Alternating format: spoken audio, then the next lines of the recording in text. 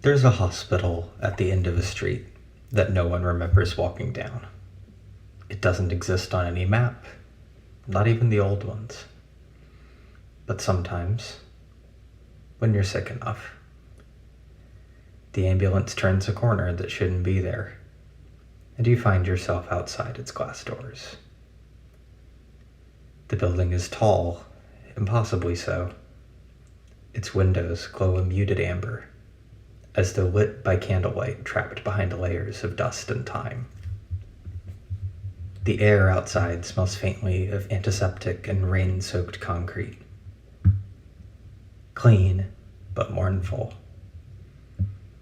No one seems to enter or leave, yet the front doors always slide open, as though they've been expecting you. Inside, sterile white corridors stretching farther than the geometry of the building should allow. Floors polished to the point of reflection, every light flickers in rhythm, not randomly, but with purpose, like the slow pulse of a patient sleeping under sedation. If you listen long enough, you'll hear whispers, not voices, but the soft, rhythmic murmuring of the building itself. Exhaling through the vents, alive in a way that concrete shouldn't be. Some say it's a hospital for the terminally ill. Others say it's where forgotten diseases go when medicine stops believing in them. The staff call it the ward that heals itself. And tonight, for reasons the air refuses to explain, it has made room for you.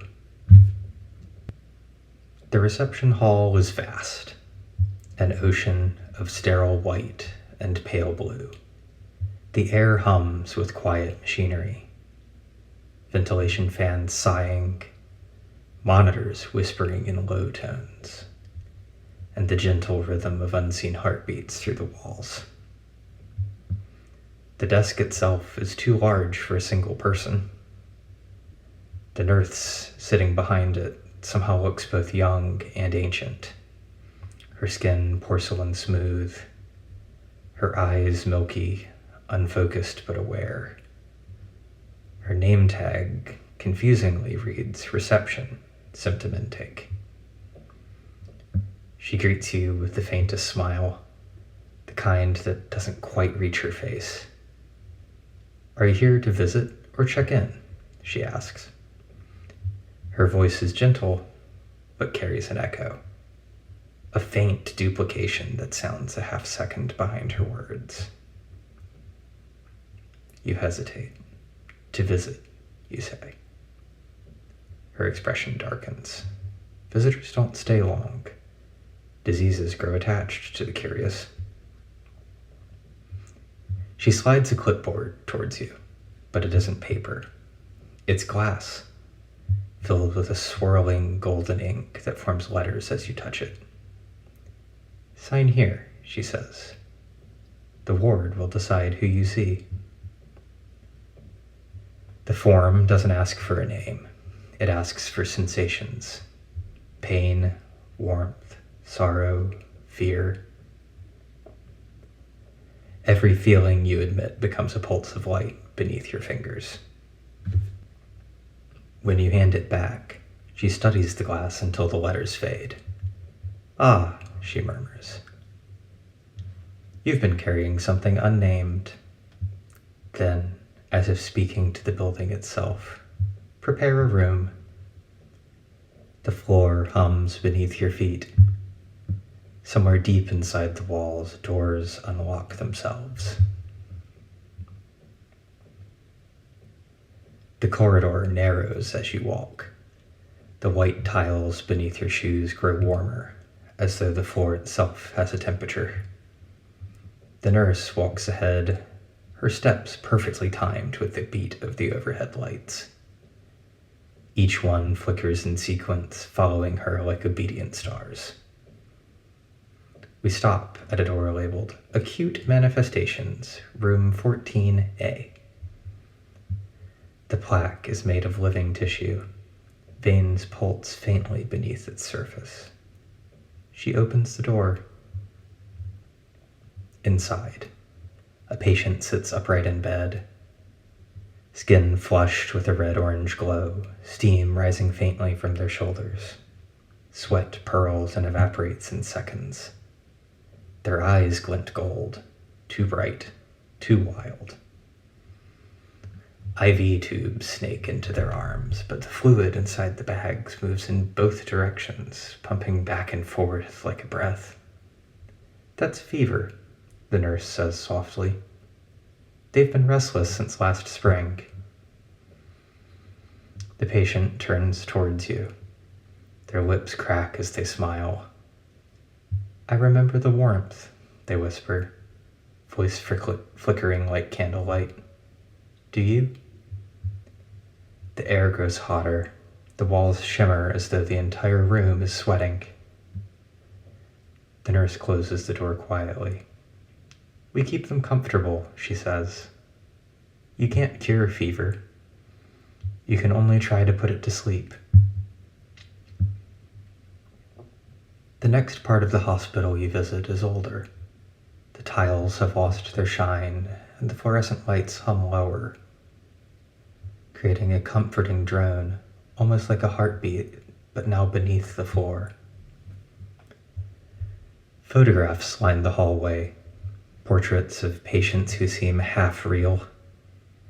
Their eyes too bright, their smiles too controlled. Beneath each photo, a single word: grief, fatigue, paranoia, despair. "These are the long-term cases," says the nurse. "The chronic conditions that don't die. They just fade." In one room, a translucent figure sits by the window. Their outline shimmers in and out of focus. A body made of fog. They hum softly to themselves, a tune that sounds like rain on glass. "That's grief," she whispers.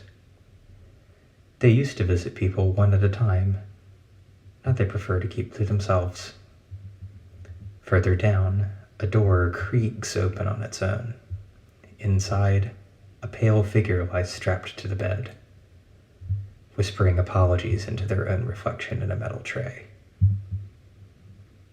"Addiction," says the nurse. "They're improving. We've taught them to apologize before they relapse." I ask how long they've been here, and the nurse pauses. Time doesn't move the same way for the sick. She runs her hand along the wall. The tiles tremble, and you realize they're breathing too. This ward ends at a sealed door, frosted glass glowing from within. Etched on it, isolation, emerging conditions. "They're new," the nurse says. "We don't have names for all of them yet." The door opens on its own, as if it's been listening for the nurse's voice. Inside lies a patient unlike any of the others you've seen. Their skin changes texture with every breath. Smooth, then scaly, then luminous. Their face shifts constantly, cycling through dozens of unrecognizable expressions. When they speak, it sounds like multiple voices layered in harmony. "You've brought me here again," they whisper. "You keep dreaming of me." You take a step forward, and the air thickens. Not hot, but heavy, as though filled with invisible weight. "Who are you?" you ask. "That depends," they say, eyes glowing faintly from beneath their oxygen mask. "What have you been avoiding?" The monitors spike. A long, unbroken tone echoes through the room, but the nurse doesn't react. She's staring at the walls, which pulse softly with every word the patient speaks. "We treat them gently," she whispers. "They feed on neglect. Every new illness begins as a silence." The lights flicker violently. When they steady, the bed before you is empty. The patient is gone, but the sheets are warm.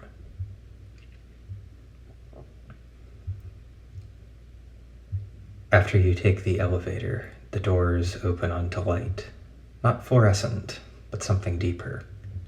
Golden and soft, like sunlight filtered through honey. Rows of patients sit in chairs arranged in perfect circles. Thin silver tubes connect their veins to a central sphere hovering between them.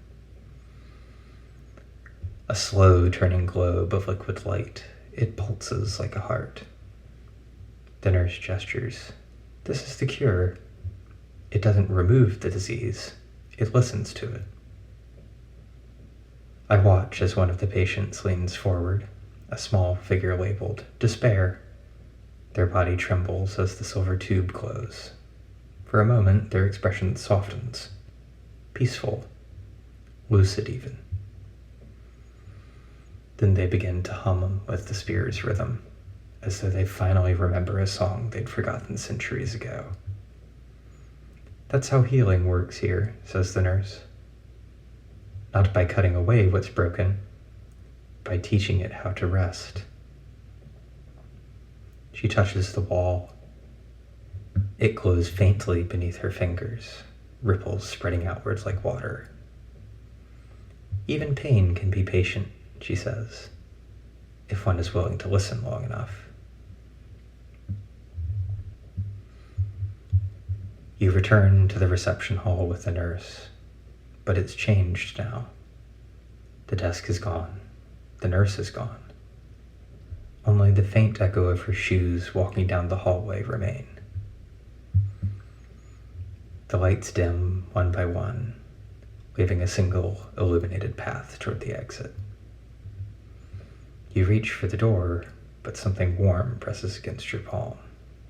A glass vial, small, delicate, humming faintly with golden light. A note attached to it reads, "In case you ever relapse." You step into the night, and the hospital dissolves behind you, its reflection fading from the puddles, its windows going dark, as though it had never existed. But in the distance, you can still hear the faint hum of monitors, the slow inhale of something vast, alive, but merciful.